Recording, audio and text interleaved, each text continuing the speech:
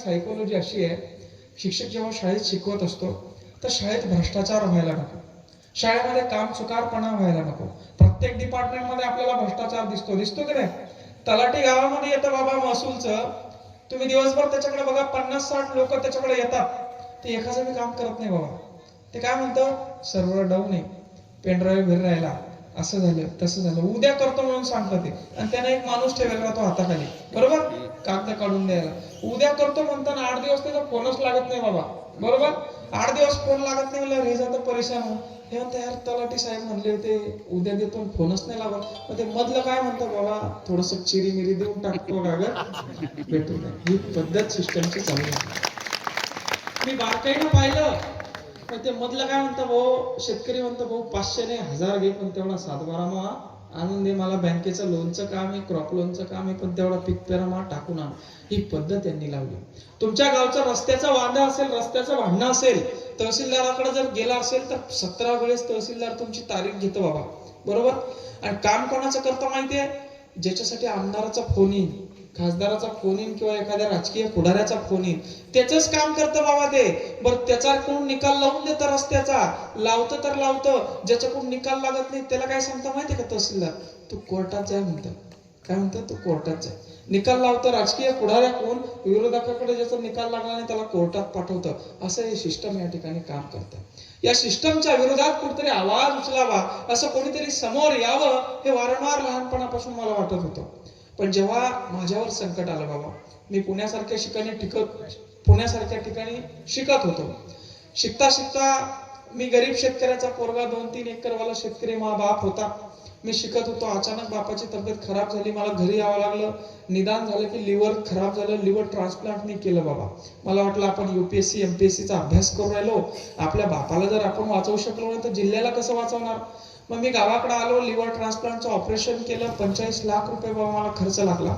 मी जमीन विकून तो खर्च केला, पण ऑपरेशन काही सक्सेस झालं नाही. 6 महिन्यात माझे वडील चालते झाले, माझे वडीलही गेले, मी आद्दू झालो, माझी 2 एकर जमीनही गेली, माझं शिक्षणही गेलं, मी उद्ध्वस्त झालो होतो. गेली, माझं शिक्षणही गेलं, मी उद्ध्वस्त झालो मी आवळ्या बावळ्यासारखं करायला लागलो. मला वाटलं आता काय करता. मग ते पेट्रोलचे कॅन घेत, मग मला ग्रामपंचायत पासून मंत्रालयापर्यंत ज्या लोकांनी त्रास दिला होता अधिकाऱ्यांनी, त्याची सोय पाहणं चालू केली बाबा. मी डायरेक्ट म्हणलं हे ना आपल्याला त्रास दिले, थोडं लवकर ऑपरेशन झालं असतं सक्सेस झालं.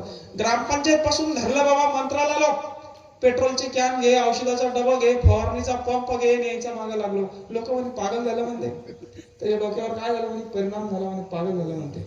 तर मला सांगितलं की राजकारणात जा म्हणे, तुम्ही 4-2 गुरु भेटले आणि तुम्ही निवडणुकीच्या माध्यमातून हे काम करा म्हणे, असं होत नाही म्हणे. तुम्ही तहसीलच्या गेटवर चढताना अधिकारी लेडीज आणि तुम्ही कपडे काढता म्हणे, असं नसतं म्हणे, तुम्हाला मध्ये टाकून देतील म्हणे. सलीम अली सरोवर मध्ये बसता काय, खुर्च्या जात्या काय. आणि मग मी सोसायटीची निवडणूक होती बाबा माझ्या गावातली, आता वेळ आहे ना तुम्हाला सांगू ना. सोसायटीची निवडणूक होती बाबा. मी म्हणलं सोसायटीला आपण उमेदवार उभे करू. मग मी असे वयस्कर माणसं काढले, कारण सोसायटीत वयस्कर लोकांचंच मतदान असतं, मला काही उभं राहता येत नव्हतं. मी असे 9-10 जण उभे केले बाबा. आणि ते आता माझ्याकडून कोणी उभे राहणार म्हणून असेच उभे केले बाबा. आणि करवला त्याचा प्रचार, घराघरात जातो, आईला बाईला ताई सांगतो मतदान करा मतदान करा मतदान करा. 1 महिना बोंबलत फिरलो बाबा. चहा पाजायला लोक, मला घरी वाटेला माझे सगळे मेंबर पडून गेले बाबा सोसायटी. तेव्हा मला मी अजून हातात झालो, म्हणलं यार हे अवघड आहे राजकारण, हे तर सोपं वाटत होतं आपल्याला. 6 महिन्यानं ग्रामपंचायतची निवडणूक होती बाबा. आता निवडणुकीत म्हणलं आपल्याला चालतं उभं राहायला, मी उभं राहायचं म्हणलं, मला घ्यायलाच ना कोणी पॅनलला. येडाय म्हणते, कुठं बी कपडे काढतात, कुठं बी ते पेट्रोलचे कॅन घेतात, कुठं बी औषध डबा घेतो म्हणते. आणि त्याचं पॅनल एक बी माणूस निवडून नाही आला, ते कायचं निवडून येतं म्हणे. मग मला 4-2 पोरांना अपक्ष उभं केलं. अपक्ष उभं राहा म्हणले, आता काय पर्याय, एवढा संघर्ष केला, 2 वर्ष गुन्हे घेतले, मग शांत बसून काय फायदा आहे बाबा. मी अपक्ष उभं राहिलो. माझ्या गावात 1200 मतदान आहे बाबा.